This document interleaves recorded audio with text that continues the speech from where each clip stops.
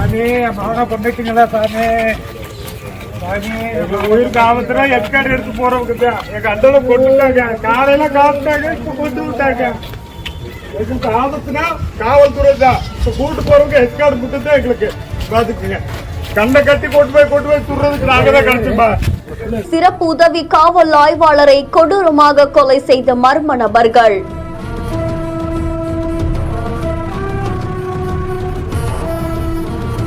காவலர்களின் உயிரை காக்க என்கவுண்டரில் கொல்லப்பட்ட மணிகண்டன்.